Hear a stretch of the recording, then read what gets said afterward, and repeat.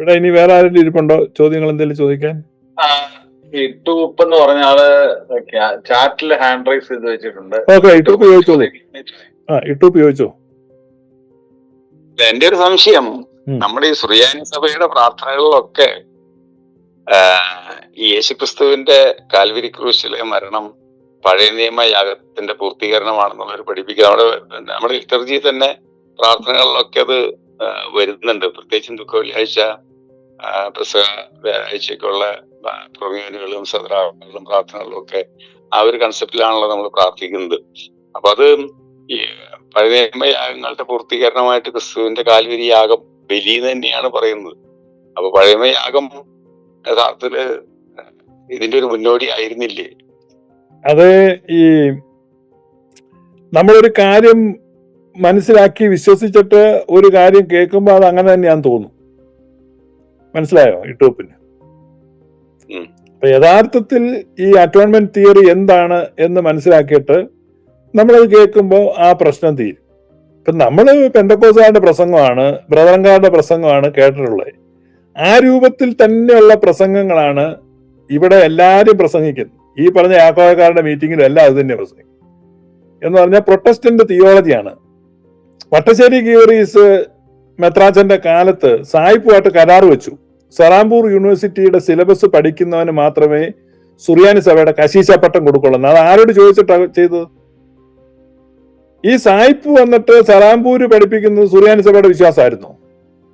ആയിരുന്നോ? ഇട്ടൂപ്പേ ആയിരുന്നോ? ഇട്ടൂപ്പേ എനിക്കറിയില്ല. സറാംപൂർ യൂണിവേഴ്സിറ്റിയുടെ സുവിശേഷവും അല്ല, ഞാൻ ചോദിക്കട്ടെ, സായിപ്പ് എന്നാണല്ലോ സുറിയാനി സഭയുടെ ഉപദേശം പഠിപ്പിക്കുകയല്ലോ. അപ്പൊ സായിപ്പ് കാശ് കൊടുത്തു. ആ പൈസ വാങ്ങിയിട്ട് ഗീവറീസ് കത്തനാരും ഈ പറഞ്ഞ പുള്ളിയും കൂടെ എന്ത് ചെയ്തു? PT ഗീവറീസ് കത്തനാരും വട്ടശ്ശേരി ദിവന്നാസ്യസും കൂടെ ചേർന്ന് സുറിയാനി സഭയെ സായിപ്പിന് വിറ്റു. എന്നിട്ട് സായിപ്പിന് പിന്നെ പഴയ സെമിനാരിയുടെ പ്രിൻസിപ്പൽ സായിപ്പ്, പഴയ സെമിനാരിയുടെ മാനേജർ സായിപ്പ്, പഴയ സെമിനാരി നടത്തുന്നത് സായിപ്പ്, അങ്ങനെയായി. ആ അവിശുദ്ധ ബന്ധം ഇന്നും തുടരും. സഭയുടെ പാത്രത്തിലേക്ക് നമ്മുടെ പിതാക്കന്മാരല്ലേ? അതാ പറഞ്ഞു വരുന്നേ. അതായത് അതെ, മറ്റേ ജാതി ഉപദേശം കേട്ടിട്ട് ഇത് കേൾക്കുമ്പോൾ അത് തന്നെ അല്ലയോ ഇതെന്ന് തോന്നും. മനസ്സിലായില്ലേ? ഗ്ലോറിയസ് ഗോസ്പല് ഞങ്ങള് പറയാം, ഗ്ലോറിയസ് ഗോസ്പല് ഞങ്ങള് ഇത് പറഞ്ഞു തരാം, ഇത് കേട്ടിട്ട് പറ. ഇട്ടൂപ്പ് ഇവിടെ ഇത് ഞങ്ങൾ ഇവിടെ പറയുന്ന ഉപദേശം കഴിഞ്ഞ 6 വർഷമായിട്ട് കേട്ട ആളുകൾ ഇവിടെ ഇഷ്ടംപോലെ ഉണ്ട്. അവരൊന്നും ഈ പ്രാർത്ഥന കേൾക്കും അങ്ങനെ തോന്നുന്നില്ല. കാരണം യേശുക്രിസ്തുവിനെ എന്തിനു അയച്ചെന്നും യേശു എന്തിനു മരിച്ചെന്നും കൃത്യമായിട്ട് മനസ്സിലാക്കി കഴിഞ്ഞ് ഈ പ്രാർത്ഥന കേൾക്കുമ്പോൾ അങ്ങനെയൊന്നും തോന്നത്തില്ല.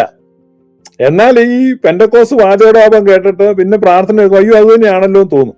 അപ്പൊ അതുകൊണ്ട് അറ്റോൺമെന്റ് തിയറി കൃത്യമായിട്ട് എന്താണെന്ന് മനസ്സിലാക്കുക, എന്തിനാണ് ക്രിസ്തു മരിച്ചതെന്ന് മനസ്സിലാക്കുക. അത് മനസ്സിലാക്കാതെ നമ്മൾ കേൾക്കുന്നതുകൊണ്ടാണ് ഈ പെന്തക്കോസ്ത് ഉപദേശമൊക്കെയാണ് ശരി, എന്റെ പ്രിയൻ വാനിൽ വരുന്നു, എന്താ കാറിൽ വന്നല്ല ട്രെയിനിൽ വരാൻ വരെ. അപ്പൊ അങ്ങനെയുള്ള പാട്ടുകൾ പാടുക, യാഹിനെ സ്തുതിക്കുക, യഹോവയെ ആരാധിക്കുക. പഴയ നിയമത്തില് യഹോവയ്ക്ക് ധൂപം കാണിക്കുന്നത് പോലെയാണോ പുതിയ നിയമത്തിൽ സുറിയാനി സഭയെ ധൂപം കാണിക്കുന്നത്? ആണോ? ധൂപക്കുറ്റി വാഴ്ത്തുന്നത് എങ്ങനെയാ? പിതാവിന്റെ പുത്രന്റെ പരിശുദ്ധാത്മാവിന്റെ നാമത്തിലല്ലേ ധൂപക്കുറ്റി വാഴ്ത്തുന്നത്? ആണോ? അതോ യഹോവയുടെ നാമത്തിലാണോ? ഇതൊക്കെ മനസ്സിലായി. അതിലെല്ലാം വർക്കാം. ഞാൻ ഇത് പറഞ്ഞ എന്റെ സംശയം പറഞ്ഞത്, ഞങ്ങളുടെ സൺഡേ സ്കൂൾ പുസ്തകങ്ങളിൽ തന്നെ രേഖപ്പെടുത്തിയിരിക്കുന്നത്, നമ്മുടെ കുട്ടികളെ തന്നെ പഠിപ്പിക്കുന്നത് ഇതൊക്കെ പിതാക്കന്മാരെ അനുവദിച്ച് രേഖപ്പെടുത്തി പോകുന്നതാണല്ലോ. 10ാം ക്ലാസ്സിലെ പുസ്തകത്തിനകത്തൊക്കെ ഞാൻ ആ ഫീൽഡ് ഉള്ളതുകൊണ്ട് പറയാണ്, 10ാം ക്ലാസ്സിലെ പുസ്തകത്തിനകത്തൊക്കെ ഈ പഴയ നിയമ യാഗങ്ങൾ മുഴുവൻ പഠിപ്പിച്ചിട്ട് അതിന്റെ കൺക്ലൂഷൻ എഴുതിയിരിക്കുന്നത് 5 യാഗങ്ങളും. ശരി, താങ്കൾ ഒരു സൺഡേ സ്കൂൾ അധ്യാപകനാണോ? അതെ. ഓക്കെ, പഴയ നിയമത്തിൽ 5 യാഗങ്ങളാണെന്ന് ഇപ്പൊ താങ്കൾ പറഞ്ഞല്ലോ. 5 പ്രധാനപ്പെട്ട യാഗങ്ങൾ എന്നാണ് പഠിപ്പിക്കുന്നത്. ബാക്കിയുള്ളത് ഉണ്ട്, ബാക്കിയുള്ള യാഗങ്ങളുണ്ട്. 5 പ്രധാനപ്പെട്ട 5 യാഗങ്ങളായിട്ട് പഠിപ്പിക്കുന്നുണ്ട്. ഈ 5 ഓക്കെ വെയിറ്റ് ഞാൻ ചോദിക്കാം. അതിന്റെ സംശയം കൺക്ലൂഷൻ പറയുന്നത്. സംശയം എനിക്കാ ഇപ്പൊ സംശയം, ഇട്ടൂപ്പിനല്ല. ഈ യാഗങ്ങളെല്ലാം അല്ല സാർ, അതെ ഇത് കേക്ക്. എന്റെ സംശയം ഇതാണ്, പഴയ നിയമത്തിൽ 5 യാഗങ്ങളാണ് ഉള്ളത്. ഈ 5 യാഗങ്ങളിൽ ഏത് യാഗമാണ് യേശു ക്രിസ്തുവിൽ പൂർത്തിയായത്?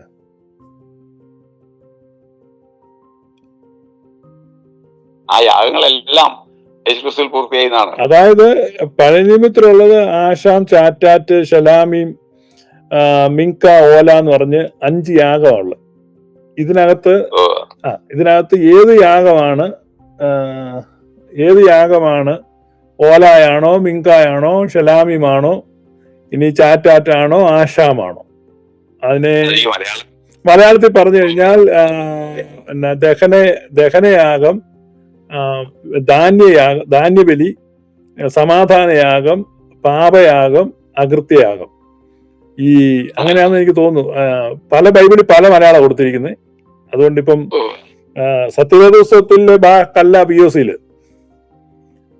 POCയിലേതല്ല മറ്റേ വിശുദ്ധ പുസ്തകത്തില്. അപ്പൊ അങ്ങനെ മലയാളത്തിൽ ഏതായാലും 5 എണ്ണം ഉണ്ട്. Sin offering, peace offering, guilt offering, പിന്നെ ബേൺ ഓഫറിങ്, ഗ്രെയിൻ ഓഫറിങ്, ഇങ്ങനെ 5 എണ്ണം. അപ്പൊ ഇതിനകത്ത് വ്യത്യസ്ത കാര്യങ്ങൾക്ക് വേണ്ടി 5 വിധ യാഗങ്ങളൊക്കെ അർപ്പിച്ചിരുന്നു. അതിൽ ഒരു യാഗം അല്ലെങ്കിൽ ഏതെങ്കിലും ഒരു യാഗം പൂർത്തിയാക്കിയെന്നല്ല, അതിന്റെ ഇനി അങ്ങനത്തെ യാഗങ്ങൾ ആവശ്യമില്ലാതെ വണ്ണം എല്ലാറ്റിനുമായിട്ട് ഈ പറയുന്ന അപ്പൊ യാഗങ്ങളെ പൂർത്തിയാക്കുകയാണോ, യാഗങ്ങളെ നീക്കിക്കളയാണോ ചെയ്തത്? അപ്പൊ യാഗങ്ങളെ നീക്കിക്കളഞ്ഞു. അത് പൂർത്തിയാക്കല്ലോ. അല്ല, യേശുക്രിസ്തുവിന്റെ യാഗത്തോട് കൂടി ഇനിയൊരു യാഗം ആവശ്യമില്ലാതെ വണ്ണം നീക്കിക്കളഞ്ഞു. അത് യഹൂദൻ സമ്മതിക്കുമോ? യഹൂദൻ സമ്മതിക്കണമെന്നില്ലല്ലോ, നമ്മളുടെ വിശ്വാസമല്ലേ. അപ്പൊ ബലികൾ നീങ്ങിപ്പോയി. യഹൂദന്മാരുടെ യാഗം ഇനി ആവശ്യമില്ലെന്ന് നമ്മൾ വിശ്വസിക്കുന്നു. വിശ്വസിക്കുന്ന അങ്ങനെയാണ്. ഇനി അതാണല്ലോ ഈ യെരൂശലേം ദേവാലയം നശിപ്പിക്കപ്പെട്ടതിന് ശേഷം ഇപ്പൊ യാതൊരു യാഗങ്ങളതിന് ശേഷം ഇല്ല. അപ്പൊ ക്രിസ്തുവിന്റെ യാഗത്തോടു കൂടി ദൈവം തന്നെ ആ പദ്ധതി അവസാനിപ്പിച്ചു എന്ന് തന്നെയാണ് വിശ്വസിക്കുന്നത്. അതെന്തിനാ പിന്നെ? അപ്പൊ അത് പൂർത്തിയായി എന്ന് പറയുമ്പം നീക്കിക്കളഞ്ഞു എന്നാണ് ഇപ്പൊ പറയുന്നത്. രണ്ടും രണ്ടല്ലേ? രണ്ടാന്ന് പറഞ്ഞു കഴിഞ്ഞാൽ ഇപ്പോ എബ്രായ ലേഖനത്തിൽ പോലും സപ്പോസും പറയുന്നതല്ലേ ഏകയാഗത്താൽ. അതെ, ഞാൻ ചോദിക്കുന്നത് പഴയ നിയമത്തിലെ 5 യാഗങ്ങളിൽ ഏത് യാഗത്തിന്റെ നിയമവും ക്രമവും അനുസരിച്ചാണ് ക്രിസ്തു കുരിശിൽ മരിച്ചതെന്നുള്ള എന്റെ സ്പെസിഫിക് ചോദ്യമാണ്. ഇത് ഞാൻ പെന്തക്കോസ്തുകാരോടൊക്കെ ചോദിക്കുന്നത്, അവർക്കൊന്നും ഉത്തരവില്ല, എല്ലാം ഓടി. അപ്പൊ ഇതൊക്കെയാ ഇത് കേക്ക് ഇട്ടൂപ്പേ, ഇതൊക്കെയാണ് പ്രസംഗിക്കുന്നത്. ഞാൻ യൂട്യൂബിൽ നിന്ന് പ്രസംഗം എടുത്തു തരാം.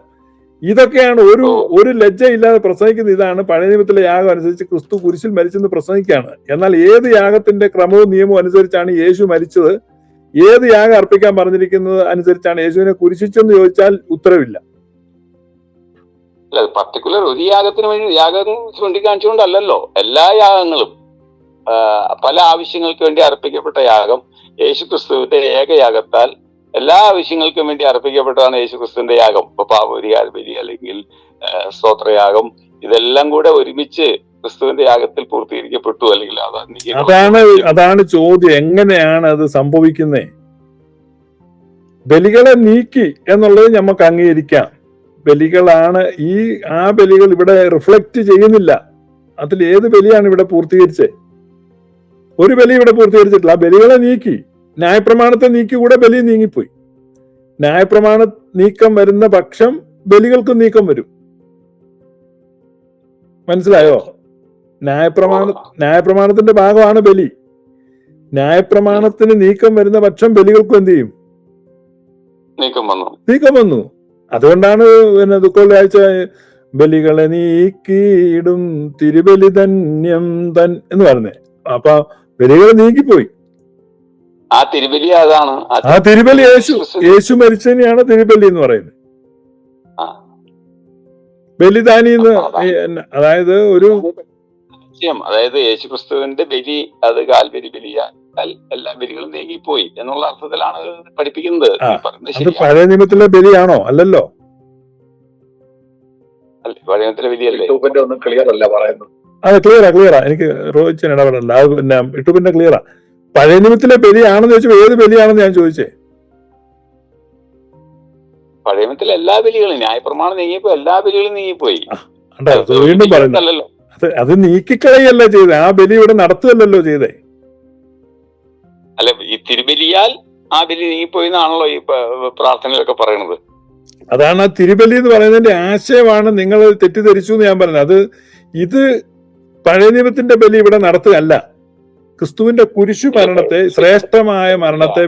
ഇപ്പം ഈ ലോകത്തിന്റെ പാപത്തെ നോക്കുന്ന ദൈവത്തിന്റെ കുഞ്ഞാട് എന്ന് പറയുമ്പോ ആ കുഞ്ഞാട് ബലിയായി തീർന്നു. പഴയ ഓടിപ്പോവാതെ അങ്ങനെ പോയ ഒക്കത്തിൽ ലോകത്തിന്റെ പാപത്തെ പെസഹായ്ക്കൊക്കെ വായിക്കുന്നത് പെസഹ കുഞ്ഞാട് അറുക്കപ്പെട്ടു. പൗലോസ് അപ്പോസ്തലൻ പറഞ്ഞു നമ്മുടെ പെസഹ കുഞ്ഞാട് അറുക്കപ്പെട്ടിരിക്കുന്നു, അത് ക്രിസ്തു തന്നെ എന്ന് പറയുമ്പോ ഇത് പിന്നെ വലിയ വിഷയമായി തീർന്നിരിക്കുകയാണ്. യൂട്യൂബ് സഹോദര, പെസഹായി കറക്കുന്ന കുഞ്ഞാട് ഒരു ബലിയാണോ? അതിനെ തുടർന്നല്ലേ? അല്ലല്ല, എന്റെ ചോദ്യം പെസഹ ബലിയാണോ? പെസഹായിക്ക് കുഞ്ഞാടിനെ ഇറക്കുന്നത് അവിടെ ഒരു ബലി നടത്തുകയാണോ? ബലി നടത്തുകയാണെന്ന് ചോദിച്ചു കഴിഞ്ഞാൽ അതിനെ സാദൃശ്യപ്പെടുത്തിയിട്ടാണ് യേശുക്രിസ്തുവിന്റെ ബലിയെ കുറിച്ച് പറഞ്ഞിരിക്കുന്നത്. അതെ, പെസഹ കുഞ്ഞാട് അറക്കപ്പെട്ടു എന്നല്ലേ പറയുന്നേ, അല്ലാതെ ഈ യാഗത്തിന്റെ കുഞ്ഞാടിനായിട്ട് താരതമ്യപ്പെടുത്തിയിട്ടുണ്ടോ?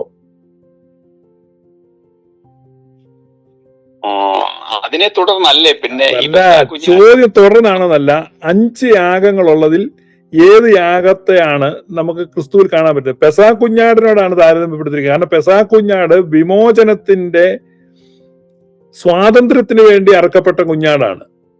അപ്പൊ അതാണ് ക്രിസ്തു നമ്മുടെ സ്വാതന്ത്ര്യത്തിന് വേണ്ടി മരിച്ചു. ഇപ്പൊ നമ്മുടെ സ്വാതന്ത്ര്യ സമര സേനാനികളെ ബലിദാനികൾ എന്നാണ് വിളിക്കുന്നത്. ഈ സംഘപരിവാറിന്റെ ഒക്കെ ടീംസിൽ ഈ രക്തസാക്ഷികളെ അവര് ബലിദാനി എന്നാണ് വിളിക്കുന്നത്. ബലി അർപ്പിച്ചു അവരുടെ ജീവനെ. കമ്മ്യൂണിസ്റ്റുകാർ വിളിക്കുന്നത് കയ്യൂരിൽ, കരിവള്ളൂരിൽ, പുന്നപ്പുറയിൽ, വയലാറിൽ, അട്ടപ്പാടിയിൽ, അമരാവതിയിൽ, സേലം ജയിലിൽ, കോരൂത്തോട്ടിൽ ഞങ്ങൾക്കായി മരിച്ചവരെ നിങ്ങൾക്കായിരം അഭിവാദ്യം. അവരെങ്ങനെയാ ഞങ്ങൾക്കായി മരിച്ചെന്ന് പറയുന്നത്? അപ്പൊ ഇവരുടെ പാപങ്ങളെല്ലാം ചുമന്നുകൊണ്ട് അവര് പുന്നപ്പറയിൽ വെടികൊണ്ട് മരിച്ചെന്നാണോ? അപ്പൊ ഈ പറഞ്ഞ തെറ്റായ ഉപദേശം നമ്മുടെ തലയ്ക്കകത്ത് കയറ്റിയിട്ട് ശരിയായ ഒരു പ്രാർത്ഥന കേൾക്കുമ്പോൾ ഈ തെറ്റായ ആശയം ആ ശരിയായ പ്രാർത്ഥനയിൽ ആരോപിക്കുകയാണ്. ഇപ്പം അവര് ഒരു കാര്യം ചോദിച്ചോട്ടെ, യേശുവിന്റെ രക്തം പ്രായശ്ചിത്ത ബലി എന്ന് തന്നെ പൗലോസ് അപ്പോസ്തലൻ പഠിപ്പിക്കുന്നുണ്ടല്ലോ. റോമാലേഖനം 3-ാം അധ്യായത്തില് പൗലോസ് അപ്പോസ്തലൻ പറയുന്നുണ്ടല്ലോ, വിശ്വസിക്കുന്നവർക്ക് അവൻ തന്റെ രക്തം മൂലം പ്രായശ്ചിത്തമാകുവാൻ ദൈവം അവനെ നിർത്തിയിരിക്കുന്നു. നമ്മൾ ഇങ്ങനെ ഈ ഓരോ ഭാഗം എടുത്ത് ഈ പറയാതെ അതിന്റെ ആശയം പറയുക, പിന്നെ നമുക്ക് ബാക്കി എടുക്കാം. മനസ്സിലായോ? അല്ല, എനിക്ക് ഡൗട്ട് തീർന്നില്ല, അതുകൊണ്ട് ചോദിച്ചതാണ്. അല്ല, അത് ഈ ഡൗട്ട് അങ്ങനെ പെട്ടെന്ന് തീരുന്ന ഡൗട്ട് അല്ല. കാരണം എന്നാന്ന് വെച്ച് കഴിഞ്ഞാൽ അടിസ്ഥാനപരമായിട്ട് നിങ്ങൾ PSAT എന്ന് പറയുന്ന ഒരു സിദ്ധാന്തം വിശ്വസിച്ചിരിക്കുകയാണ്. PSAT എന്ന് പറഞ്ഞാൽ പീനൽ സഭയിൽ നിന്ന് കേട്ടുപഠിച്ചത് വട്ടശ്ശേരി ദീവന്നാസ്യോസിന്റെ കാലം മുതൽ പാശ്ചാത്യ ദൈവശാസ്ത്രമാണ് സഭയിൽ പഠിപ്പിക്കുന്നത്. മനസ്സിലായോ? അത് ആന്ന് വെച്ചിട്ട് കാര്യമില്ല. വട്ടശ്ശേരി ദീവന്നാസ്യോസ് മലങ്കരയിലെ സഭയെ സായിപ്പിന്റെ കീഴിൽ കൊണ്ട് വെച്ചു. അത് ഇന്നും തുടരുന്നു. പാശ്ചാത്യ ദൈവശാസ്ത്രം പഠിക്കുന്നു. ആ പാശ്ചാത്യ ദൈവശാസ്ത്രത്തിലുള്ള അറ്റോൺമെന്റ് തിയറിയാണ് PSAT. PSAT തിയറി എന്ന് പറഞ്ഞാൽ പീനൽ സബ്സ്റ്റിറ്റ്യൂഷൻ അറ്റോൺമെന്റ് തിയറി. ഈ പീനൽ സബ്സ്റ്റിറ്റ്യൂഷൻ അറ്റോൺമെന്റ് തിയറി എന്ന് പറയുന്നത് ഈ 11-ാം നൂറ്റാണ്ടിൽ ആൻസലാം എന്ന് പറയുന്ന ആംഗ്ലിക്കൻ ബിഷപ്പ് കൊണ്ടുവന്ന സാറ്റിസ്ഫാക്ഷൻ തിയറിയുടെ പരിഷ്കൃത രൂപമാണ്. അത് 11-ാം നൂറ്റാണ്ടിലാണ് ആൻസലാം ഈ തിയറി കൊണ്ടുവരുന്നത്. മനസ്സിലായോ?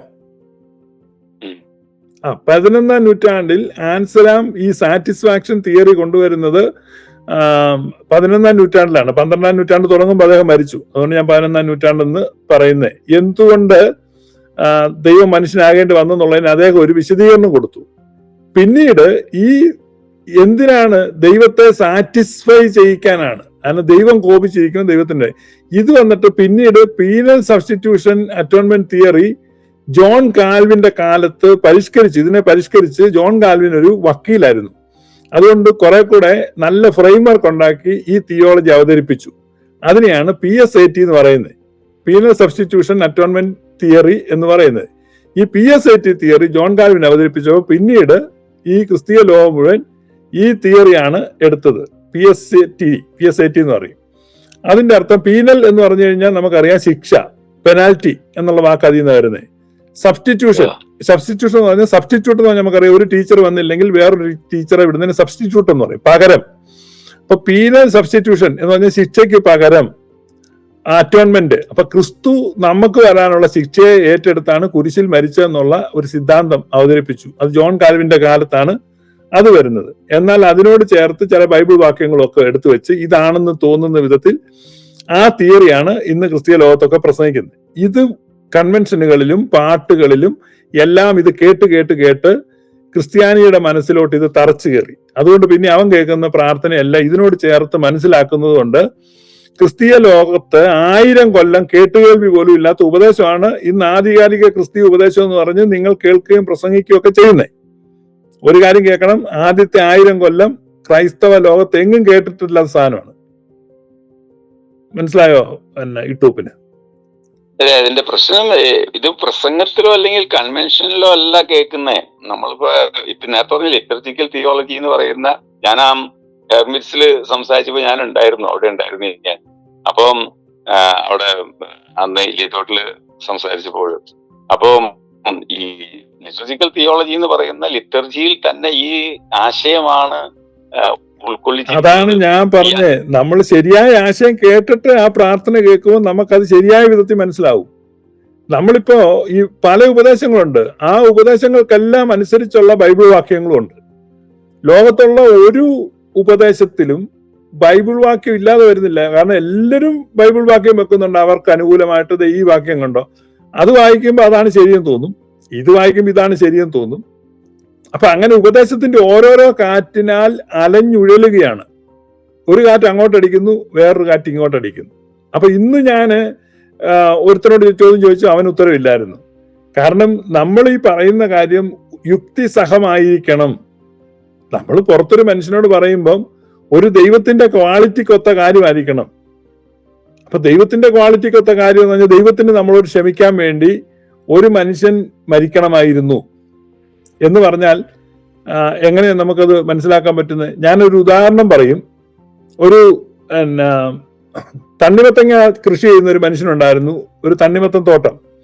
ഈ തണ്ണിമത്തൻ തോട്ടത്തിന്റെ അടുത്ത് കുറച്ച് വെളിമ്പറമ്പുണ്ടായിരുന്നു. ഈ വെളിമ്പറമ്പിൽ കുറച്ച് പിള്ളേർ ക്രിക്കറ്റ് കളിക്കുന്നുണ്ടായിരുന്നു. ഈ ക്രിക്കറ്റ് കളിക്കുന്ന പിള്ളേർ ഇദ്ദേഹത്തിന്റെ തണ്ണിമത്തങ്ങ പൊട്ടിച്ച് തിന്നും. അങ്ങനെ കുറെ നാൾ കഴിഞ്ഞപ്പോൾ ഒരുപാട് തണ്ണിമത്തങ്ങ ഇദ്ദേഹത്തിന്റെ ഇവര് അപകരിച്ച് തിന്നല്ലോ. അങ്ങനെ സ്വാഭാവികമായിട്ടും ഈ പിള്ളേർക്ക് പശ്ചാത്താപം ഉണ്ടായി, കുറ്റബോധം തോന്നി. അവസാനം ഈ പിള്ളേര് ഒരാളെ വിട്ട് ഈ കൃഷിക്കാരനോട് പറഞ്ഞു, കൃഷിക്കാരൻ ചേട്ടാ, ഞങ്ങള് താങ്കളുടെ ഒത്തിരി തണ്ണിമത്തങ്ങയൊക്കെ പൊട്ടിച്ചു തന്നു, ഞങ്ങളോട് ക്ഷമിക്കണം, വി ആർ വെരി സോറി എന്ന് പറഞ്ഞപ്പോ ഞങ്ങൾ വേണേ തിന്ന തണ്ണിമത്തങ്ങയുടെ പൈസ തരാം, എന്താ ചെയ്യേണ്ടതെന്ന് ചോദിച്ചപ്പോ ഈ കൃഷിക്കാരൻ പറഞ്ഞു അങ്ങനെ ക്ഷമിക്കാൻ പറ്റൂല. ഈ പിള്ളേർ വീണ്ടും പറഞ്ഞു അത് പറഞ്ഞാൽ പറ്റത്തില്ല, താങ്കൾ ഞങ്ങളോട് ക്ഷമിക്കണം. അപ്പൊ ഈ കൃഷിക്കാരൻ പറഞ്ഞു, ഒരു കാര്യം ചെയ്യ്, ഞാൻ നിങ്ങളോട് ക്ഷമിക്കാം, എനിക്കൊരു മോനുണ്ട്, +1 പഠിക്കുന്നതാണ്, അവൻ ഇവിടെ വരുമ്പോൾ ഞാൻ അവനെ നിങ്ങൾ ക്രിക്കറ്റ് കളിക്കുന്ന ഗ്രൗണ്ടിലോട്ട് പറഞ്ഞു വിടാം, നിങ്ങളെല്ലാം കൂടെ വട്ടത്തിൽ വളഞ്ഞു നിന്ന് ആ ക്രിക്കറ്റ് ബാറ്റ് വെച്ച് അവനെ തല്ലി കൊല്ലണം, അത് കഴിയുമ്പോൾ ഞാൻ വന്ന് നിങ്ങളോട് ക്ഷമിക്കാം. എങ്ങനെയുണ്ട് സ്റ്റോറി? ഇട്ടുപ്പു സഹോര, ആ സ്റ്റോറിയാണോ ഈ സ്റ്റോറി? ആ സ്റ്റോറി തന്നെ ഈ സ്റ്റോറി. അത്ര ബോഷ്കാണ് ഈ മതഭ്രാന്തന്മാര് ലോകം മുഴുവൻ പറഞ്ഞുകൊണ്ട് നടക്കുന്നത്. അതുകൊണ്ട് ചിന്തിക്കുന്ന മനുഷ്യന്റെ മുമ്പിൽ അപഹാസ്യമാകുകയാണ്. ദൈവത്തിന് മനുഷ്യനോട് ക്ഷമിക്കാൻ ദൈവം തന്റെ മോനെ പറഞ്ഞു വിടുന്നു, അവനെ മനുഷ്യൻ കൊന്നു കഴിയുമ്പോൾ ക്ഷമിക്കാമെന്ന് പറയുന്നു. അതിന്റെ ആവശ്യമുണ്ടോ ദൈവത്തിന്? അപ്പൊ ഈ യോഹന്നാൻ സ്നാപകൻ ഈ പാപം ചുമക്കുന്ന ദൈവത്തിന്റെ കുഞ്ഞാട് എന്ന് പറഞ്ഞ ആ ആശയമാണല്ലോ നമ്മളെല്ലാവരും നമ്മുടെ സഭയിലൊക്കെ ധാരാളം ഈ പ്രാർത്ഥനകളിലൊക്കെ പഠിപ്പിക്കുന്നു. പാപം ചുമക്കുന്ന ദൈവത്തിന്റെ കുഞ്ഞാട്, പാപം ചുമന്നു പാപം ചുമന്നു. എന്ത് പാപാ ചുമന്നേ? മനുഷ്യകുലത്തിന്റെ പാപം. എന്ത് പാവാ? മനുഷ്യകുലത്തിന്റെ എന്ത് പാവാണ്? അവിടെ ഒരുത്തന് അവിടെ വേറൊരുത്തി കുളിക്കുന്ന അടുത്ത് ഒളിച്ചു പോയി നിന്നു, അതിന്റെ വീഡിയോ പിടിച്ചു, അത് ഓൺലൈനിൽ കൊണ്ടുപോയിട്ടു. അതൊരു പാപമാണ്. ഈ പാപം യേശു ചുമന്നോ? പാപത്തിന്റെ ശിക്ഷയാണ് യേശു. പാപത്തിന്റെ ശിക്ഷ അവിടെ നിൽക്കട്ടെ, ഏത് പാപത്തിന്റെ ശിക്ഷയാണ് ചുമന്നത്? എല്ലാ പാപത്തിന്റെയും സഹോദര, അതാണ് PSAT എന്ന് പറയുന്നത്. അത് മനസ്സിലായി. അത് ബോഷ്കാണ് സുഹൃത്തെ. യേശു ഒരിക്കലും നിങ്ങളുടെ ഒരു പാപത്തിന്റെ ശിക്ഷ ചുമന്നിട്ടില്ല. അത് ചുമക്കാൻ അദ്ദേഹത്തിന് സാധിക്കുകയുമില്ല. ഇതാണ് നമ്മൾ മനസ്സിലാക്കേണ്ടത്. ഈ പാപത്തെ വഹിച്ചു എന്ന് പറഞ്ഞാൽ യേശുവിന്റെ ശരീരത്തിലെ മുറിവുകൾ അവരുടെ പാപമായിരുന്നു. അവരുടെ പാപം നിമിത്തമാണ് അവൻ ക്ഷതങ്ങളേറ്റത്. അപ്പോ അവന്റെ മുറിവുകൾ എന്ന് പറഞ്ഞാൽ, അവന്റെ ക്ഷതങ്ങൾ എന്ന് പറഞ്ഞാൽ ഇവരുടെ പാപമായിരുന്നു. അപ്പൊ ലോകത്തിന്റെ പാപത്തെ ചുമന്നു എന്ന് പറഞ്ഞാൽ അവൻ ആ മുറിവുകൾ ഏറ്റു എന്നാണ് അതിന്റെ അർത്ഥം. അതാണ് ലോകത്തിന്റെ പാപത്തെ ചുമന്നുകൊണ്ട് പോകുന്നു പറഞ്ഞേ. അല്ലാതെ ഈ ലോകത്തുള്ള മുഴുവൻ മനുഷ്യരും ചെയ്ത പാപത്തിന്റെ എല്ലാം കൂടെ ശിക്ഷ ഈ പാപം യേശു ഏറ്റു എന്ന് പറഞ്ഞാൽ അത് നടക്കുന്ന കാര്യമാണോ? ഈ കോടിക്കണക്കിന് ആളുകളുടെ പാപത്തിന്റെ മുഴുവനും കൂടെ ശിക്ഷയാണോ ഈ ഒരാളെ ക്രൂശിക്കുന്നത്? അത് മതിയോ ആ പാപത്തിന്റെ ശിക്ഷ? അതാണോ അങ്ങനെ ഒക്കുന്നേ? ഇത്ര ആളുകളുടെ പാപത്തിന്റെ ശിക്ഷ എല്ലാം കൂടെ ഒരു വ്യക്തി കേൾക്കാൻ പറ്റുമോ? അല്ലെ തന്നെ ന്യായപ്രമാണം പറയുന്നത്, ആവർത്തന പുസ്തകം 24 പറയുന്നത്, ഒരു മനുഷ്യന്റെ പാപത്തിന് പകരം വേറൊരു മനുഷ്യൻ മരിക്കാൻ പറ്റില്ല എന്ന്. ഈവൻ മകനാണെ പോലും മകന്റെ പാപത്തിന് പകരം അപ്പൻ മരണശിക്ഷ അനുഭവിച്ചു കൂടാ, അപ്പന്റെ പാപത്തിന് പകരം മകൻ മരണശിക്ഷ അനുഭവിച്ചു കൂടാ എന്ന് ന്യായപ്രമാണം വ്യക്തമായിട്ട് പറയുമ്പോൾ നമ്മുടെ എല്ലാം പാപത്തിന് പകരം യേശുവിനെ കൊന്നു എന്ന് പറയുന്നത് ന്യായപ്രമാണത്തിനും എതിരല്ലേ? അതൊരു ക്രിസ്തീയ വിശ്വാസം അല്ല ഇട്ടൂപ്പേ. അത് ഈ പറഞ്ഞ പോലെ അതിനാണ് നമ്മുടെ പിതാക്കന്മാര് തന്നെ പറഞ്ഞത് ഞാൻ കേട്ടേക്കുന്നത്, അല്ലാതെ വേറൊരാള് പറഞ്ഞു കേട്ടതോ അല്ലെങ്കിൽ വേറൊരു സഭയിൽ നിന്ന് കേട്ടതോ ഒന്നും അല്ല. നമ്മുടെ പിതാക്കന്മാർ തന്നെ നിരന്തരം പ്രസംഗിക്കുന്നത്, പ്രത്യേകിച്ച് കഷ്ടാനുഭവിച്ചതിലൊക്കെ പ്രസംഗിക്കുന്ന പ്രസംഗങ്ങള് എല്ലാം കേൾക്കുന്നത് യേശു പാപമില്ലാത്തവനായി ഭൂമിയിലേക്ക് വന്നത്. മറ്റൊരാൾക്ക് പാപം ഏറ്റെടുക്കാൻ പറ്റില്ല എന്ന് പറഞ്ഞാൽ, ഇപ്പൊ ഞാൻ ചെയ്ത പാപത്തിന്റെ ശിക്ഷ വേറൊരാൾക്ക് ഏറ്റെടുക്കാൻ പറ്റാത്ത അദ്ദേഹവും പാപി ആയതുകൊണ്ടാണ്. പാപമില്ലാത്ത ഒരു മനുഷ്യനായി ദൈവം തന്നെ അവതരിച്ച് മനുഷ്യത്തിന്റെ പാപത്തിന്റെ ശിക്ഷ ഏറ്റെടുത്തു എന്നാണ് നമ്മൾ ഇതുവരെ ഞാൻ നിങ്ങളെ കുറ്റം പറയുന്നില്ല, നിങ്ങൾ കേട്ടതാണ്, ഞാനും കേട്ടാ, ഞാൻ യൂട്യൂബിലൊക്കെ കേൾക്കുന്നുണ്ട്. ഇത് ജോൺ കാൽവിൻ കൊണ്ടുവന്ന തിയറിയാണ്. 11-ാം നൂറ്റാണ്ടിൽ അല്ലെങ്കിൽ 12-ാം നൂറ്റാണ്ടിന്റെ തുടക്കത്തിൽ ആൻസലാം എന്ന് പറയുന്ന ആംഗ്ലിക്കൻ വൈദികനാണ് ഇത് ആദ്യം ആവിഷ്കരിച്ചത്. അതിനു മുമ്പ് ക്രിസ്തീയ ലോകത്തെങ്ങും ഈ തിയറി ഇല്ലായിരുന്നു. ആ തിയറിയാണ് ഈ തിയറി. അതാണ് ഇവര് പറഞ്ഞുകൊണ്ടിരിക്കുന്നത്. ചോദിക്കട്ടെ, എന്തുകൊണ്ട് ഇത്രയും നമ്മുടെ ലിറ്റർജിക്കൽ തിയോളജിയും അതുപോലെ പാരമ്പര്യങ്ങളും ഉപദേശങ്ങളും എല്ലാം മനസ്സിലാക്കിയിട്ടുള്ള, പഠിച്ചിട്ടുള്ള, ആ വിഷയത്തിലൊക്കെ ഡോക്ടറേറ്റ് എടുത്തിട്ടുള്ള നമ്മുടെ മെത്രാപ്പൊലീത്തന്മാരും അച്ഛന്മാരും ഒക്കെ എന്തുകൊണ്ട് ഈ വിഷയം ഇങ്ങനെ തിരിച്ച് പഠിപ്പിക്കുന്നില്ല? എനിക്കതാണ് സംശയം. ഇതുവരെ ഇങ്ങനെ ഈ ആശയം തെറ്റാണ് അല്ലെങ്കിൽ ഇങ്ങനെയാണ് ഇതിന്റെ കാര്യമെന്ന് ഇതുവരെ ഒരാൾ പ്രസംഗിച്ച് ഞാൻ കേട്ടിട്ടില്ല. അത് ശരി.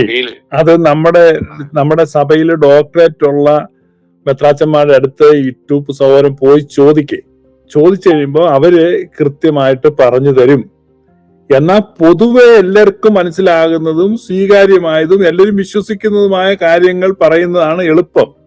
ഇപ്പൊ ഈ കണ്ട ജനം ഇവര് വരുമ്പോ ഇവരോട് ഈ തിയോളജി ഒന്നും പറഞ്ഞ് മനസ്സിലാക്കേണ്ട കാര്യമില്ല. അത് തന്നെയല്ല, ഇത് പറഞ്ഞാൽ അവരുടെ തലയെ കയറത്തുമില്ല. അപ്പൊ പിന്നെ എന്തേലും പറഞ്ഞ് പ്രാർത്ഥിച്ച് പിരിയാന്നുള്ള ഒരു നയമേ ഉള്ളൂ. ഇതിപ്പോ തിരുത്തി പറയേണ്ട ആവശ്യമില്ല. ഞാൻ ഇത് തിരുത്തി പറയുന്നത് പെന്തക്കോസ്തുകാരുടെ മതപ്രചരണത്തിനെതിരായിട്ടാണ്. പെന്തക്കോസ്റ്റൽ ഉപദേശത്തെയാണ് ഇവിടെ പൊളിച്ചുകൊണ്ടിരിക്കുന്നത്. നിർഭാഗ്യവശാൽ യാക്കോബായക്കാരും കുറെ പേര് പെന്തക്കോസ് ഉപദേശം കൊണ്ട് ഇറങ്ങി വന്നു കഴിഞ്ഞാൽ എന്ത് ചെയ്യും? അപ്പൊ അവരുടെ ഉപദേശത്തെ ആക്രമിക്കുന്നതായിട്ട് അവർക്ക് തോന്നുന്നതാണ്. മനസ്സിലായോ? ഇത് PSAT തിയറിക്കെതിരെയാണ്. PSAT എന്ന് പറഞ്ഞു കഴിഞ്ഞാൽ PSA തിയറി എന്ന് വേണം പറയാൻ. PSATയുടെ തിയറിയാണ്. അപ്പൊ PSA തിയറി, ഈ PSA തിയറിയാണ്. അത് ആൻസലാം തിയറിയെ ജോൺ കാൽവിൻ പരിഷ്കരിച്ചതാണ്. ആ തിയറിയാണ് ഈ ലോകത്ത് ക്രിസ്തീയ വിശ്വാസത്തെ അങ്ങേയറ്റം പരിഹാസ്യമാക്കുന്നത്, യുക്തിഹീനമാക്കുന്നത്. അങ്ങേയറ്റം യുക്തിഹീനവും പരിഹാസ്യവുമായ ആ തിയറിയാണ് ഞങ്ങൾ പറയുന്നത്. മനസ്സിലായോ? അതാണ് മനുഷ്യന്റെ പാപത്തിന്റെ ശിക്ഷ യേശു ഏറ്റെടുത്തിട്ട് മരിച്ചു, അതുകൊണ്ട് നമ്മൾ അങ്ങനെ ഫ്രീ ആകും എന്നുള്ള അബദ്ധം അങ്ങനെ ഒരിക്കലും സംഭവിച്ചിട്ടില്ല. അങ്ങനെ ഇട്ടൂപ്പ് സഹോദരൻ വിശ്വസിക്കുന്നുണ്ടോ? നിങ്ങളുടെ പാപമെല്ലാം യേശു നിങ്ങളുടെ പാപത്തിന്റെ ശിക്ഷയല്ല യേശു ഏറ്റെടുത്തു ഓൾറെഡി എന്ന് വിശ്വസിക്കുന്നുണ്ടോ? ഞാൻ മാത്രമല്ല നമ്മുടെ സഭയിലുള്ള ഈ സുറിയാനി സഭയിലുള്ള എല്ലാ അംഗങ്ങളും തന്നെ വിശ്വസിക്കുന്നതും ഏറ്റുപറയുന്നതും ഇത് തന്നെയാണ്. ഞാൻ ചോദിക്കുന്നത്, അങ്ങനെയാണെങ്കിൽ എത്ര വലിയ തെറ്റാണ് ഇപ്പൊ ചെയ്തുകൊണ്ടിരിക്കുന്നത്? വരുന്ന തലമുറയെല്ലാം ഇതല്ലേ പഠിപ്പിച്ചുകൊണ്ടിരിക്കുന്നത്. സൺഡേ സ്കൂളിലായാലും മറ്റു സ്ഥലങ്ങളിലായാലും. ഞാൻ ചോദിക്കട്ടെ ഇനി ശാന്തമായിട്ട് ചോദിക്കാം. അതായത് 2000 വർഷം മുമ്പാണല്ലോ യേശു മരിക്കുന്നേ. അപ്പൊ 2000 വർഷങ്ങൾക്ക് ഇപ്പുറത്ത് ജനിച്ച ഇട്ടൂപ്പ് ചെയ്ത പാപങ്ങളൊക്കെ യേശു അന്ന് കുരിശിൽ വഹിച്ചെങ്കിൽ അത് 2000 വർഷം മുമ്പ് ഈ ഇട്ടൂപ്പ് ഭാവിയിലാണല്ലോ നിൽക്കുന്നത്. അതായത് 2000 വർഷം മുമ്പ് യേശു മരിക്കുമ്പം നിങ്ങൾ ഭാവി കാലത്തല്ലേ നിൽക്കുന്നേ അന്നത്തെ. അപ്പം യേശു മരിച്ചതിന് ശേഷം ജനിക്കാൻ പോകുന്ന കുഞ്ഞുങ്ങൾ ചെയ്യാൻ പോകുന്ന പാപങ്ങളും കൂടെ യേശു 2000 വർഷം മുമ്പ് വഹിച്ചല്ലോ. അതാണ് അതിന് ഞാൻ ഈ സംശയം പല വേദികളിലും ചോദിച്ചിട്ടുണ്ട്. ഞങ്ങളുടെ ബുദ്ധിയിൽ നിന്നുകൊണ്ട്, അല്ലെങ്കിൽ ഞങ്ങളുടെ ഈ പറയുന്ന ഈ വിവരക്കേടിൽ നിന്നുകൊണ്ട്, അന്ന് ചോദിക്കുമ്പോൾ ഞങ്ങളുടെയൊക്കെ വിവരക്കേടാന്ന് പറയാറുണ്ട്. വിവരക്കേടിൽ നിന്നുകൊണ്ട് ചോദിച്ച ചോദ്യങ്ങളാണ് ഇതൊക്കെ. അതിനൊക്കെ മറുപടി വന്നിരിക്കുന്നത് ഞാൻ ഇപ്പോഴും ഓർക്കുന്നു. ഈ ചോദ്യങ്ങള് അനേകം ബൈബിൾ ക്ലാസ്സുകളിൽ, സഭയുടെ ബൈബിൾ ക്ലാസ്സുകളിൽ ചോദിച്ചിട്ടുള്ളതാണ്. ചോദിച്ചപ്പോ തന്നിരിക്കുന്ന മറുപടി ഉണ്ട്. അതിനാണ് ഇപ്പോൾ യേശുക്രിസ്തു പിതാവിന്റെ സന്നിധിയിൽ നമുക്ക് വേണ്ടി പക്ഷപാതം ചെയ്തുകൊണ്ട് പിതാവിന്റെ സന്നിധിയിൽ മഹാപൗരോഹിത്യ ശുശ്രൂഷ നിർവഹിക്കുന്നു. ശുശ്രൂഷയിലൂടെ ഇന്ന് നമ്മൾ ചെയ്യുന്ന പാപങ്ങൾ ഏറ്റുപറയുമ്പോൾ കർത്താവിന്റെ കാൽവരി ക്രൂശിലെ യാഗത്തിന്റെ യോഗ്യതയിൽ നിന്നുകൊണ്ട് തന്നെ ഇന്ന് പിതാവിന്റെ സന്നിധിയിൽ നമുക്ക് വേണ്ടി മഹാമധ്യസ്ഥനായി നിൽക്കുന്നത് കൊണ്ട് നമുക്ക് പാപം. അതായത് യേശു കുരിശിൽ മരിച്ചപ്പോൾ യേശുവിന് യോഗ്യത കിട്ടിയെന്നാണോ? യോഗ്യത്തിലെ ഇന്ന് മഹാപുരോഹിതനായി സ്വർഗത്തിൽ നിൽക്കുന്നു എന്നല്ലേ ഞാൻ ചോദിക്കുന്നതൊന്നുമല്ല. യേശു കുരിശിൽ മരിക്കുന്നതിന് മുമ്പ് ആളുകളുടെ പാപം മോചിച്ചില്ലേ? അതെങ്ങനെയാ? നേരിട്ട് ആളുകള് യേശുവിന്റെ അടുക്കൽ ചെന്ന് യേശു പാപം മോചിച്ചു. അതെങ്ങനെയാ? മരിക്കാതെ എങ്ങനെയാ മോചിച്ചേ? അല്ല, മരിക്കാതെ ദൈവത്തിന് എല്ലാവരോടും. അപ്പൊ പാപം മോചിക്കാൻ മരിക്കേണ്ട കാര്യമില്ലല്ലോ. ഇല്ലില്ല, മരിക്കാൻ നിർബന്ധമില്ല. അങ്ങ് മോചിച്ചാ പോരായിരുന്നോ? അപ്പൊ ഞാൻ പറഞ്ഞ സഹോദര, ഇതെല്ലാം അബദ്ധ ഉപദേശമാണ്. അപ്പൊ ഞാൻ പറയുന്നേ ഇത് കേക്ക്. അപ്പൊ ഇട്ടൂപ്പ് ഇതുവരെ ചെയ്ത പാപങ്ങൾ യേശു വഹിച്ചു, ഇനി ചെയ്യാൻ പോകുന്ന പാപങ്ങളും വഹിച്ചിട്ടുണ്ടോ? ചെയ്യാൻ പോകുന്ന പാപങ്ങൾ ചെയ്തു കഴിഞ്ഞ് ദൈവത്തിൽ ഏറ്റുപറയുമ്പോൾ അതിനുവേണ്ടി പിതാവിന്റെ സന്നിധിയിൽ പൗരോഹിത്യ ശുശ്രൂഷയിലൂടെ, കർത്താവിന്റെ പൗരോഹിത്യ ശുശ്രൂഷയിലൂടെ, പിതാവിന്റെ സന്നിധിയിലുള്ള മഹാമധ്യസ്ഥതയിലൂടെ പാപമോചനം ലഭിക്കുന്നതാണ്. അല്ലല്ല, അത് ഒക്കുന്നില്ലല്ലോ. യേശു കുരിശിൽ അല്ലല്ലോ ഏറ്റുപറഞ്ഞ് ഉപേക്ഷിക്കാൻ പറയുന്നത് മനഃപൂർവ്വമായി ചെയ്യുന്ന പാപമാണ്.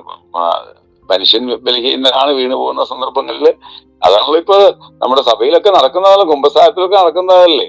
ഞാൻ അങ്ങനെ അല്ലല്ല, അങ്ങോട്ടും ചാടി പോലെ ഞാൻ ചോദിക്കുന്നത്, ഈ യേശു എല്ലാ പാപങ്ങളും വഹിച്ചോ?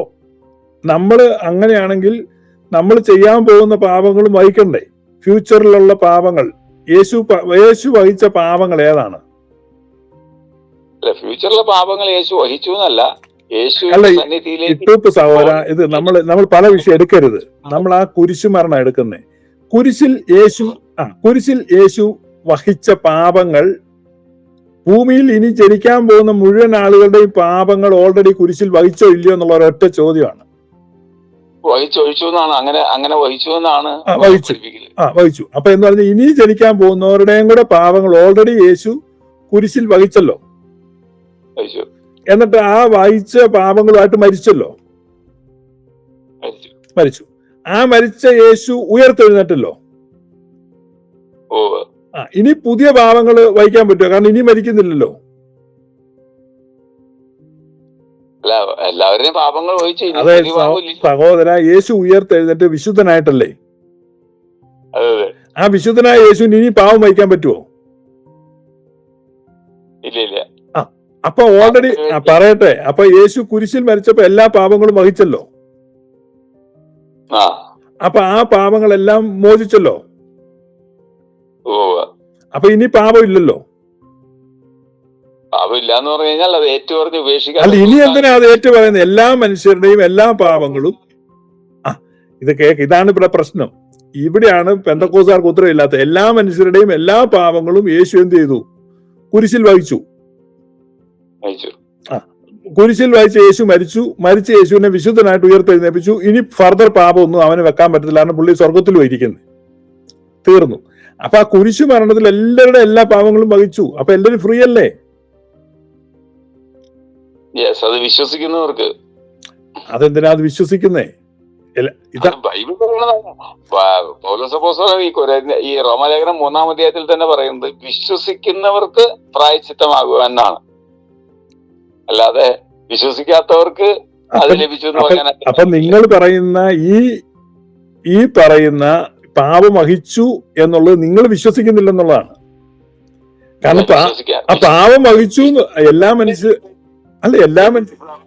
എല്ലാ മനുഷ്യരുടെ എല്ലാ പാപങ്ങളും വഹിച്ചു എന്ന് വിശ്വസിക്കുന്നെങ്കിൽ അത് അങ്ങനെ വേണം പറയാൻ. അപ്പൊ പറയാണ് നിങ്ങൾ വിശ്വസിക്കുമ്പോൾ അവൻ വഹിക്കും എന്നാണോ? അല്ല, വിശ്വസിക്കുന്നവർക്കാണ് അതിന്റെ രക്ഷ കിട്ടുന്നതെന്നാണ് ബൈബിൾ പഠിപ്പിക്കുന്നത്. അതെങ്ങനെയാ? വിശ്വസിക്കുന്നവർക്ക് അതാ പറഞ്ഞേ, എല്ലാ മനുഷ്യരുടെ എല്ലാ പാപങ്ങളും വഹിച്ചു എന്ന് നിങ്ങൾ വിശ്വസിക്കുന്നില്ല.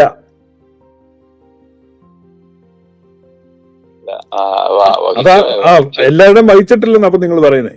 ഇവിടെയാണ് അതാണ് ഈ ഉപദേശത്തിന്റെ ഏറ്റവും വലിയ കുഴപ്പം. യുക്തിപരമായിട്ട് അത് വിശദീകരിക്കാൻ പറ്റിയല്ല. ഇവിടെ ഞാൻ പറയാം.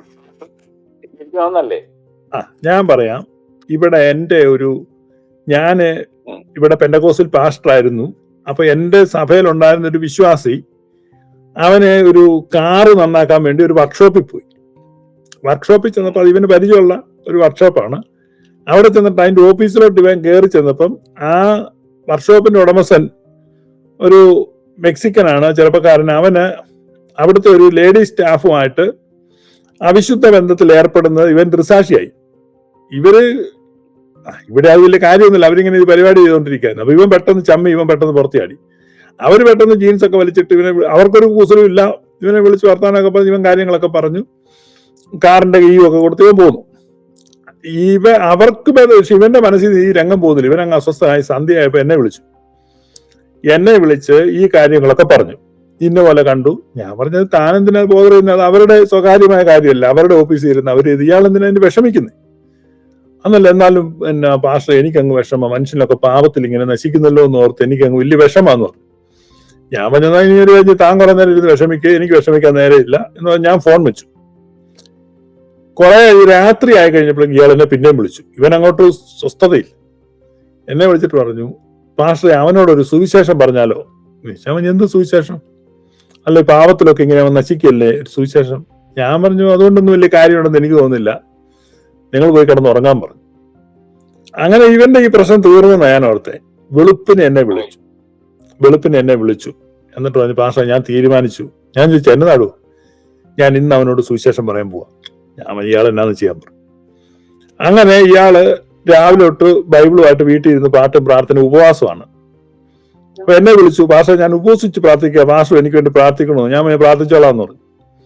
3 മണിയായപ്പോ ഈ പുള്ളി വേദപുസ്തകമൊക്കെ കൈ പിടിച്ച് കുളിച്ച് റെഡിയായി ഈ വർക്ക്ഷോപ്പിൽ പോയി. അവിടെ ചെന്നിട്ട് ഈ മെക്സിക്കക്കാരനെ വിളിച്ചു പറഞ്ഞു, ഞാൻ നിന്നോട് വളരെ പ്രധാനപ്പെട്ട ഒരു കാര്യം പറയാനാണ് വന്നിരിക്കുന്നത്, സുവിശേഷം പറയാൻ. അന്നേരം മെക്സിക്കോക്കാരൻ പറഞ്ഞു, ഓ എനിക്ക് ഭയങ്കര സന്തോഷം, നീ പറയാൻ പറഞ്ഞു. അന്നേരം ഇവൻ പറഞ്ഞു, do you know Jesus Christ? അന്നേരം അവൻ പറഞ്ഞു, yes yes I know Jesus. അന്നേരത്തെ ഇവന്റെ സുവിശേഷം ഇവൻ പറഞ്ഞു, Jesus died for our sins. അന്നേരം ഇവനെ അത്ഭുതപ്പെടുത്തിക്കൊണ്ട് മെക്സിക്കോക്കാരൻ പറഞ്ഞു, yes yes I believe Jesus died for. അന്നേരം ഇവൻ പറഞ്ഞു, whatever sin you did. അപ്പൊ ഇവന്റെ ഒരു ഇച്ചിരി ബ്രോക്കൺ ഇംഗ്ലീഷ്, അതൊക്കെ വെച്ച് ഇവൻ ഒരു തരത്തിൽ അഡ്ജസ്റ്റ് ചെയ്തു. നിന്റെ പാപങ്ങളെ എല്ലാം യേശു വഹിച്ചു, നിന്റെ പാപങ്ങൾക്ക് വേണ്ടി യേശു മരിച്ചു. അന്നേരത്തേനും ഇവൻ പറഞ്ഞു, yes yes I believe that. അന്നേരത്തേനും ഇവൻ പറഞ്ഞു, പിന്നെ നീ എന്തിനാ പാപം ചെയ്യുന്നേ? ഇന്നലെ ഞാൻ ഇവിടെ വന്നപ്പോ നീ പാപം ചെയ്യുന്നത് ഞാൻ കണ്ടല്ലോ. അന്നേരം മെക്സിക്കോക്കാരൻ ചിരിച്ചു. അവൻ പറഞ്ഞു, yes, Jesus died for my sins, that is what I am sinning. Yesu paid for my sins, Jesus paid for sins എന്നവൻ പറഞ്ഞു. Yes, Jesus paid. അപ്പൊ ഒരാൾ നമ്മൾ ബുഫേ കഴിക്കാൻ വേണ്ടി പണം അടച്ചു കഴിഞ്ഞാൽ നമ്മൾ ആ ബുഫേ കഴിക്കുന്നതാണോ അയക്ക് മാന്യത, കഴിക്കാത്തതാണോ മാന്യത? ഇട്ടൂപ്പ് പറ. ഞാൻ ഇട്ടൂപ്പിനെ കൊണ്ട് എറണാകുളത്ത് ഒരിടത്ത് കയറി 1100 രൂപയുടെ ഒരു ബുഫേക്ക് പൈസ അടച്ചു, ആ വൈറ്റ് ഫോർട്ടില്. നിങ്ങൾ അവിടെ നിന്ന് ആകെ ഒരു നാരങ്ങാവെള്ളം മാത്രം കുടിച്ചിട്ട് വന്ന് എന്നെ അപമാനിക്കുകയാണോ? നിങ്ങൾ നല്ലപോലെ കഴിക്കുന്നതാണോ എനിക്കും സന്തോഷം? പറഞ്ഞു ഇട്ടൂപ്പേ. അല്ല, ക്രിസ്തുവിനോട് സ്നേഹമുള്ള ഒരാൾക്ക് തന്റെ പാപങ്ങൾക്ക് വേണ്ടി മരിച്ചു, യേശു മരിച്ചു എന്ന് വിശ്വസിക്കുന്ന ഒരാൾക്ക് പാപം ചെയ്യാൻ സാധിക്കില്ല. പിന്നെ ഞാൻ വളരെ കഷ്ടപ്പെട്ട് ഹാർഡ് ഏൺ ചെയ്ത മണി, ഞാൻ വളരെ ഞാനൊന്ന് പറയട്ടെ സാർ, ഞാൻ കഷ്ടപ്പെട്ട് അധ്വാനിച്ച് വളരെ ബുദ്ധിമുട്ടി ഉണ്ടാക്കിയെടുത്ത പൈസയാണ് നിങ്ങൾക്കൊരു ബുഫേ കഴിക്കാൻ വേണ്ടി ഞാൻ പേ ചെയ്തിരിക്കുന്നത്. അപ്പൊ നിങ്ങൾ അവിടെ നല്ലപോലെ ഭക്ഷണം കഴിക്കുന്നതാണോ എനിക്ക് സന്തോഷം? നിങ്ങളൊന്നും കഴിക്കാതെ ഒരു നാരങ്ങാവെള്ളം മാത്രം കുടിച്ചിട്ട് ഇങ്ങനെ പോകുന്നതാണോ? അല്ലെ, ക്രിസ്തു വില കൊടുത്തു എന്ന് പറയുന്നത് ഇതിനോടൊന്നും താരതമ്യം. സഹോദര, ക്രിസ്തു വില കൊടുത്ത് ഇത് തന്നെയാണ് ഉപദേശം എന്ന് പറഞ്ഞാൽ. പെന്തക്കോസ്തുകാരുടെ ഈ പ്രൊട്ടസ്റ്റന്റുകാരുടെ, സഹോദര നിങ്ങൾ കോപിച്ചിട്ട് കാര്യമില്ല, പ്രൊട്ടസ്റ്റന്റുകാരുടെ അബദ്ധ വിശ്വാസം യാക്കോബക്കാരൻ വിഴുങ്ങി. ഈ വിശ്വാസമാണ് ക്രിസ്തു നിന്റെ പാപത്തിന് വേണ്ടി വില കൊടുത്തു. കംപ്ലീറ്റ് വില കൊടുത്തെങ്കിൽ ഇഷ്ടം പോലെ പാപം ചെയ്യാവുന്നതാണ്, പാപത്തിൽ മുഴുകി ജീവിക്കാവുന്നതാണ് ഈ പ്രൊട്ടസ്റ്റന്റ് ഉപദേശം. നിന്റെ ഈ ലോക ജീവിതത്തിന്റെ ബുഫേക്ക് പൈസ അടച്ചിരിക്കുകയാണ്, ഇഷ്ടം പോലെ പാപം ചെയ്തു. അതാണ് ഈ ഉപദേശം, ക്രിസ്തു പാപത്തെ ചുമന്നുള്ളത്. അതാണ് നിങ്ങൾ ഇപ്പൊ അങ്ങനെ ഇപ്പൊ സഭ എല്ലാം ഈ പറഞ്ഞമാരുടെ ഉപദേശങ്ങളെല്ലാം തിരുത്തണം. അതാണ് ഈ ഉപദേശത്തിന്റെ പൊരുത്തക്കേടാണ്. അതാണ് അവൻ പറഞ്ഞ, അയ്യോ കർത്താവ് പേ ചെയ്തെങ്കിൽ പിന്നെ ഞാൻ എന്തെങ്കിലും ചെയ്തില്ല, കർത്താവ് എന്ത് വിചാരിക്കുമെന്ന് അവിടെ ചെല്ലുമ്പോ. പ്രൊട്ടസ്റ്റന്റ് വിശ്വാസമാണ് നിങ്ങളുടെ സഭയിൽ നിങ്ങളിപ്പോ കേട്ടോണ്ടിരിക്കുന്നത്. അതാണ് PSAT. നിങ്ങൾ സ്വയം പരിശോധിക്കൂ. PSAT എന്ന് പറഞ്ഞാൽ പീനൽ സബ്സ്റ്റിറ്റ്യൂഷൻ അറ്റോൺമെന്റ് തിയറി. അതാണ് കേൾക്കുന്നത്, മനസ്സിലായോ? അത് ക്രിസ്തു പേ ചെയ്തെങ്കിൽ നമ്മൾ വല്ലതൊക്കെ മേടിച്ച് കഴിക്കണം, അല്ലെങ്കിൽ ക്രിസ്തുവിന് എന്ത് വിചാരിക്കും? പുള്ളി വളരെ കഷ്ടപ്പെട്ട് പേ ചെയ്തല്ലേ.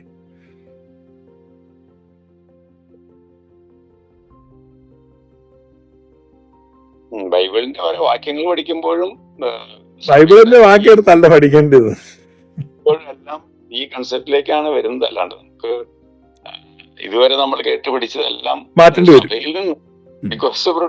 വിട്. ഞാൻ ഈ സഭയുടെ ഉപദേശം പറഞ്ഞത്, സഭയുടെ ഉപദേശം എന്ന് പറഞ്ഞാൽ ഈ സഭയിൽ പെന്തക്കോസ് പാട്ടുപാടി പ്രൊട്ടസ്റ്റന്റ് ഉപദേശം പ്രസംഗിക്കുന്ന കൺവെൻഷൻ അല്ലേ സഭയെ നടക്കുന്നേ? അതല്ലേ നിങ്ങൾ കേട്ടത്?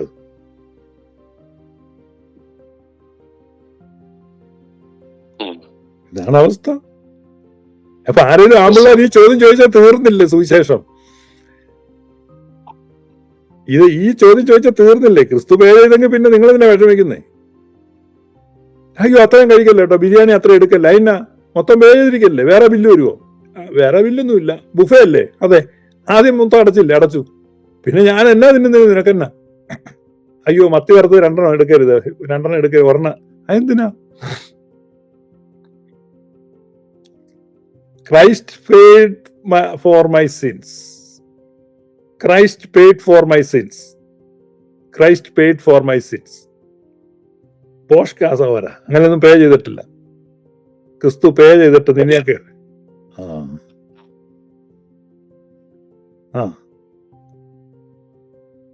സുവിശേഷം ഇപ്പോൾ പ്രസംഗിക്കണ്ട എന്ന് പറഞ്ഞപ്പോ അപ്പോസ്തലന്മാര് പ്രജാതികളോടല്ലേ സുവിശേഷം പ്രസംഗിച്ചത്? അത് ഈ ഒരു വിഷയം പറഞ്ഞു തീർക്കുക, നിങ്ങൾ അവിടെ നിന്ന് ചാടിപ്പോവാത്. അല്ല, ഇപ്പൊ ഇത് മനസ്സിലായി. ഇപ്പൊ നിങ്ങളുടെ ശിവപാസ്റ്ററുടെ ഐഡിയ മനസ്സിലായി. പക്ഷെ ഞാൻ പറഞ്ഞത് ഈ സഭയിലെ മൊത്തത്തിൽ തിരുത്തേണ്ടിയിരിക്കുന്നു എന്നാ പറഞ്ഞേ. ഈ ആശയം തിരുത്തേണ്ടിയിരിക്കുന്നു. നമുക്ക് പഠിപ്പിച്ചുകൊണ്ടിരിക്കുന്നത് തന്നെയാണ്. സഭയില് തിരുത്തുന്ന എന്റെ ചുമതലയല്ല. എന്റെ ചുമതല പബ്ലിക്കിൽ തിരുത്തുക എന്നുള്ളതാണ്. ഞാൻ പബ്ലിക് ഫോറത്തിൽ നിൽക്കുന്ന ഒരാളാണ്. പബ്ലിക്കായിട്ട് നിരീശ്വരവാദികളും ഇസ്ലാമിസ്റ്റുകളും പ്രൊട്ടസ്റ്റന്റുകാരും പെന്തക്കോസ്തുകാരും ഒക്കെ ആയിട്ടാണ് ഞാൻ സംവദിക്കുന്നത്. അവിടെ യഥാർത്ഥത്തിലുള്ള പ്രോട്ടോ ഓർത്തഡോക്സി എന്ന് പറഞ്ഞാൽ യഥാർത്ഥ ക്രിസ്തീയ ഉപദേശത്തെ ഉപയോഗിച്ചുകൊണ്ട് നിരീശ്വരവാദികളുടെയും മുസ്ലിങ്ങളുടെയും അതുപോലെ തന്നെ പ്രൊട്ടസ്റ്റന്റുകാരുടെയും ഉപദേശത്തെ തകർത്ത് വാരി വലിച്ചു കീറി തേച്ച് ഭിത്തിയിൽ ഒട്ടിക്കുക എന്നുള്ള പണിയാണ് ഞാൻ ചെയ്തുകൊണ്ടിരിക്കുന്നത്. സഭയിൽ പഠിപ്പിക്കുക എന്നുള്ളത് സഭയിലുള്ളവരുടെ ചുമതലയാണ്. അത് നിങ്ങളൊരു അധ്യാപകനാണ്, നിങ്ങൾക്ക് പോയി പഠിപ്പിക്കാം. ഞാൻ അങ്ങനെ സഭയിലുള്ളവരെ തിരുത്താനും പഠിപ്പിക്കാനും ഒന്നും ഉദ്ദേശിക്കുന്നില്ല. അതൊന്നും എന്റെ മിഷനും അല്ല. ബൈബിളിൽ ഈ വാക്യങ്ങളൊക്കെ നമ്മൾ ഇങ്ങനെ ധരിക്കരുതെന്നാണ് പറയുന്നത്. ധരിക്കരുത്, തെറ്റുക, അബദ്ധമല്ലേ യേശു പേ ചെയ്തെന്ന് പറഞ്ഞ.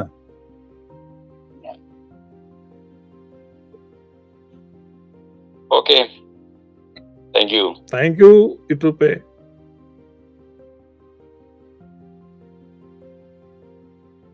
ഫസ്റ്റ്